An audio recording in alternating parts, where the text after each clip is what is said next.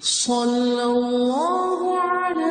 محمد صلی اللہ علیہ وسلم۔ اعوذ باللہ السمیع العلیم من الشیطان الرجیم، بسم اللہ الرحمن الرحیم، والصلاۃ والسلام علی رسولہ الکریم، اما بعد۔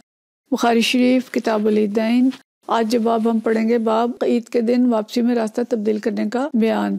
جس شخص نے راستہ تبدیل کیا، تو حدیث ہے 943، اور یہ حدیث حضرت جابر بن عبداللہ رضی اللہ تعالیٰ عنہ سے روایت ہے۔ عن جابر قال، فرماتے ہیں، کان نبی صلی اللہ علیہ وسلم اذا کان یوم العید، نبی صلی اللہ علیہ وسلم جب عید کا دن ہوتا، خالف الطریق، تو آپ صلی اللہ علیہ وسلم راستے کو تبدیل کرتے۔ تابعہ یونس بن محمد عن فلیح عن سعید عن ابی ہریرہ وحدیث جابر اصحا۔ تو اسی طریقے سے روایت ایک اور ترک بھی اس کا آیا ہے کہ یونس بن محمد نے ابو تمیلہ کی فلیح عن سعید سے روایت کرنے میں مطابقت کی ہے،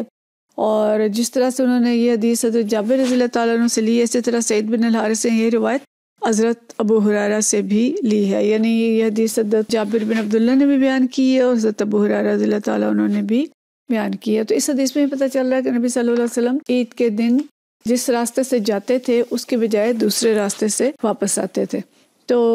مختلف توجیحات اس کی گئی ہیں کہ ایک تو یہ کہ دونوں راستے قیامت کے دن گواہ بن جائیں، اور کچھ علماء نے یہ لکھا ہے کہ چونکہ مسلمانوں کی اس وقت جو کیفیت تھی اس میں شعائر اسلام کا اظہار کرنا اور شوکت اسلام کا اظہار کرنا مقصود تھا، تو زیادہ سے زیادہ لوگوں تک وہ شوکت اسلام پہنچانے کے لیے آپ صلی اللہ علیہ وسلم راستہ بدل کے جاتے تھے، اور ظاہر ہے آپ کے ساتھ صحابہ کرام بھی ہوتے ہوں گے تو وہ شوکت جو ہے وہ ظاہر ہوتی ہوگی، اور منافقین و یہود کو مسلمانوں کی جو شوکت اور کثرت تھی اس سے مرعوب کرتے تھے۔ پھر یہ کہ یہ بھی ہو سکتا ہے کہ دونوں راستوں کے قریب رہنے والے لوگ جو ہیں نبی صلی اللہ علیہ وسلم کی زیارت سے مشرف ہو سکیں اور آپ سے برکت حاصل کر سکیں اور آپ کی دعاؤں سے مستفید ہو سکیں، اور پھر یہ بھی کہ اگر دینی مسائل میں کسی شخص کو سوال کرنا ہو تو آپ صلی اللہ علیہ وسلم سے کر سکیں۔ یہ علماء کی توجیحات ہیں، واللہ عالم کے اصل مقصد جو تھا وہ کیا تھا، لیکن مسنون یہ ہے کہ عید کے دن ایک راستے سے جایا جائے اور دوسرے راستے سے واپس آیا جائے۔ اگلا باب ہے اذا فاتح العید یصلی رکعتین وکذالک النساء ومن کان فی البیوت والقرى، یعنی جس شخص سے عید کی نماز فوت ہو جائے، یعنی وہ نہ پڑھ سکے نماز، تو وہ اکیلے 2 رکعت نماز ادا کر لے۔ اسی طرح عورتیں اور وہ لوگ جو گھروں اور دیہات میں ہیں اور وہاں پہ جیسے جمعہ نہیں ہوتا جہاں پہ وہاں پہ عید بھی نہیں ہو سکتی، تو اگر وہاں پہ عید کی نماز نہیں ہوئی تو وہ لوگ بھی گھروں کے اندر نماز پڑھ سکتے ہیں۔ اور اس میں جو دلیل لائے ہیں امام بخاری، حضرت انس بن مالک رضی اللہ تعالیٰ عنہ کا واقعہ ہے، اور نبی صلی اللہ علیہ وسلم کا قول ہے لقول نبی صلی اللہ علیہ وسلم حاذ عیدنا اہل الاسلام، کہ اے اہل اسلام یہ ہماری عید ہے۔ اور حضرت انس بن مالک رضی اللہ تعالیٰ عنہ کا جو واقعہ ہے، وامر انس بن مالک مولاہم ابن ابی عتبہ بالزاویہ، یہ ہم زاویہ کے بارے میں پیچھے بھی پڑھ چکے ہیں، جگہ تھی جہاں حضرت انس بن مالک رہتے تھے، تو یہ کوئی گاؤں تھا، دیہاتی علاقہ تھا، تو انس بن مالک نے اپنے غلام ابن ابی عتبہ کو زاویہ میں حکم دیا، فجمع اہلہ و بنیہ، تو انہوں نے ان کے گھر والوں کو اور ان کے بچوں کو، بیٹوں کو جمع کیا، وصلاۃ اہل المصر و تکبیرہم، تو انہوں نے اپنے ان لوگوں کو جو ان کے شہر گھر والے لوگ اور بچے جمع ہو گئے تھے، انہیں ایسے نماز پڑھائی جیسے کہ شہر والے نماز پڑھتے ہیں، یعنی جہاں پہ نماز جمعہ یا نماز عید ہوتی ہے، تو اسی طرح انہوں نے وہ نماز پڑھی اور تکبیرات کہیں۔ وقال اکرمہ، اور اکرمہ کہتے ہیں اہل السواد یجتمعون فی العید، کہ دیہات والے عید کے دن جمع ہوں، یصلون رکعتین، 2 رکعتیں نماز پڑھیں، کما یصنع الامام، جیسے کہ امام پڑھتا ہے۔ وقال عطا، اور عطا کہتے ہیں اذا فاتہ العید صلی رکعتین، اور اگر کسی شخص کی عید کی نماز فوت ہو جائے تو وہ 2 رکعتیں پڑھ لے۔ مطلب یہ ہے کہ اگر کسی کی عید کی نماز فوت ہو گئی اور وہ جماعت میں شامل نہیں ہو سکا یا وہ پہنچا تو وہاں عید کی نماز ہو چکی تھی تو وہ 2 رکعتیں پڑھ لے، اگرچہ اس طرح سے جو واجب ہے وہ تو ادا نہیں ہوگا لیکن اس کا ثواب اسے مل جائے گا۔ اور اسی طرح عورتیں اور جو لوگ جب اپنے گھروں اور دیہات میں ہیں تو ان کے لیے بھی بہتر ہے کہ وہ 2 رکعتیں بطور نفل ادا کر لیں، اس لیے کہ نبی صلی اللہ علیہ وسلم نے فرمایا کہ یہ ہماری عید ہے اہل اسلام، تو یعنی عید کے دن جو ہے اس کا اظہار ہو خوشی کا اور اللہ کی عبادت کا۔ تو حضرت انس بن مالک رضی اللہ تعالیٰ عنہ نے بھی اپنے آزاد کردہ غلام کو زاویہ کے مقام پہ حکم دیا تھا اور انہوں نے ان کے سارے اہل و عیال اور ان کی اولاد کو جمع کیا۔ حضرت انس رضی اللہ تعالیٰ عنہ کثیر الاموال اور کثیر العیال تھے، ان کے بڑی تعداد میں نا ان کے بیٹے پوتے اور پڑپوتے وغیرہ تھے،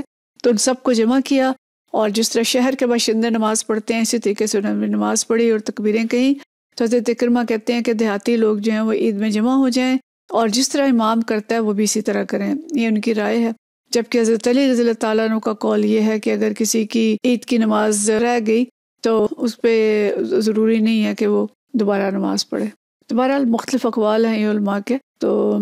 حنفیہ اور مالکیہ کے نزدیک منفرد شخص اس کی قضا نہیں کرے گا، اور جبکہ شافعیہ، حنابلہ اور امام بخاری کے نزدیک جو ہے کوئی آدمی اکیلا ہے تو وہ بھی 2 رکعت پڑھ لے گا۔ تو بس ٹھیک ہے، یہ امام بخاری کی رائے ہے جو انہوں نے یہاں درج کی ہے۔ تو حدیث ہے 944،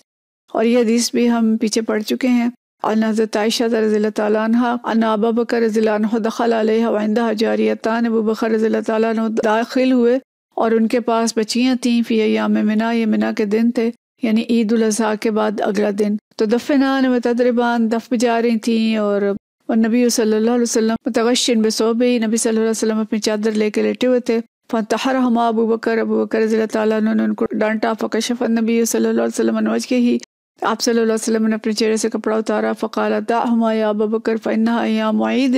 وتلک الایام ایام منی۔ تو آپ صلی اللہ علیہ وسلم نے فرمایا کہ حضرت ابو بکر کو چھوڑ دے، کہ کوئی بات نہیں، عید کے دن ہے اور اس میں منا کے دن ہے، یعنی ان بچیوں کو خوشی کرنے دو۔ وقالت عائشہ رضی اللہ تعالیٰ عنہ فرماتی ہیں، رأیت نبی صلی اللہ علیہ وسلم یسترونی، کہ نبی صلی اللہ علیہ وسلم کو میں نے دیکھا کہ وہ مجھے اپنے پیچھے چھپاتے تھے، وانا انظر الی حبشۃ، اور میں حبشیوں کو دیکھتی تھی، وہم یلعبون فی المسجد، وہ مسجد کے اندر نیزوں کے ذریعے آپس میں کھیل رہے تھے۔ فزجرہم عمر، تو عمر رضی اللہ تعالیٰ عنہ نے ان کو ڈانٹا، فقال النبی صلی اللہ علیہ وسلم، تو نبی صلی اللہ علیہ وسلم نے فرمایا دعہم امنا بنی ارفدہ، آپ نے فرمایا کہ چھوڑ دو ان کو، عمر رضی اللہ تعالیٰ عنہ کو، اے بنی ارفدہ، میں نے تمہیں امن دیا، یعنی میں نے تمہیں پناہ دی اور اجازت دی ہے کہ تم مسجد میں آپس میں یہ مقابلے کر سکتے ہو، یعنی من الامن۔ تو اس حدیث میں اصل میں پیچھے جو امام بخاری وہ نبی صلی اللہ علیہ وسلم کا قول لائے تھے کہ یہ عید کا دن ہے اہل اسلام، تو اسی کی انہوں نے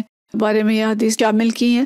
کہ ان دونوں حدیثوں میں نبی صلی اللہ علیہ وسلم نے فرمایا کہ یہ عید کے دن ہیں اور خوشیاں کرنے دو ان بچیوں کو بھی اور ان جوانوں کو بھی جو مسجد نبوی میں کر رہے تھے۔ پھر اس کے بعد اگلا باب ہے باب صلاۃ قبل العید و بعدہا، عید کی نماز سے قبل اور اس کے بعد میں نماز کا بیان۔ وقال ابو المعلی کہتے ہیں سمعت سعید عن ابن عباس، کہ حضرت سعید بن جبیر نے سنا، وہ حضرت عبداللہ بن عباس رضی اللہ تعالیٰ عنہ سے روایت کر رہے تھے، کرہ صلاۃ قبل العید، کہ عید سے پہلے نماز پڑھنے کو مکروہ قرار دیا، یعنی اگر کوئی عیدگاہ میں پہنچ جائے تو وہاں نماز پڑھنے سے پہلے نوافل نہیں ہے اور نماز کے بعد بھی نوافل نہیں ہے۔ عیدگاہ کوئی مسجد نہیں ہے کہ جہاں پہ تحیۃ المسجد یا کوئی ایسی چیز پڑھی جائے، تو اس لیے عید سے پہلے نفل پڑھنا یا عید کے بعد نفل پڑھنا عیدگاہ میں یہ مکروہ ہے۔ حضرت علی رضی اللہ تعالیٰ نے ایک شخص کو دیکھا کہ وہ نماز عید سے پہلے نماز پڑھ رہا ہے، تو حضرت علی نے فرمایا کہ یہ تو ایسی نماز ہے کہ رسول اللہ صلی اللہ علیہ وسلم نے یہ نہیں پڑھی۔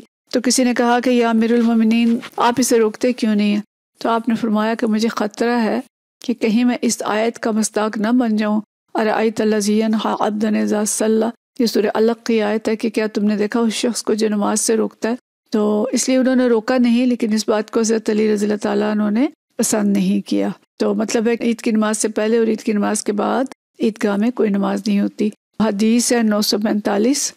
اور یہ حدیث جو ہے حضرت سعید بن جبیر رضی اللہ تعالیٰ عنہ حضرت ابن عباس رضی اللہ تعالیٰ عنہ سے روایت کرتے ہیں، ان النبی صلی اللہ علیہ وسلم خرج یوم الفطر، نبی صلی اللہ علیہ وسلم عید الفطر کے دن باہر تشریف لے گئے، فصلی رکعتین، 2 رکعتیں پڑھی ہیں آپ صلی اللہ علیہ وسلم نے، لم یصلی قبلها ولا بعدها ومعه بلال، اور آپ نے اس سے پہلے کوئی نماز پڑھی اور نہ بعد میں، اور حضرت بلال نبی صلی اللہ علیہ وسلم کے ساتھ تھے۔ یہ حدیث بھی ہم پیچھے پڑھ چکے ہیں، اور بس مقصد یہ ہے کہ عید کے دن عیدگاہ میں عید کی نماز سے پہلے اور بعد میں کوئی نماز نہیں ہوگی، صرف وہی نماز جو ہے وہ پڑھی جائے گی، اور یہی مسنون ہے۔ تو اسی کے ساتھ ہماری کتاب العیدین اللہ کے فضل سے آج ختم ہوئی، اور اگلے ہفتے انشاءاللہ نیا باب جو ہے، نئی کتاب جو ہے وہ شروع ہوگی۔ وآخر دعوانا الحمدللہ رب العالمین۔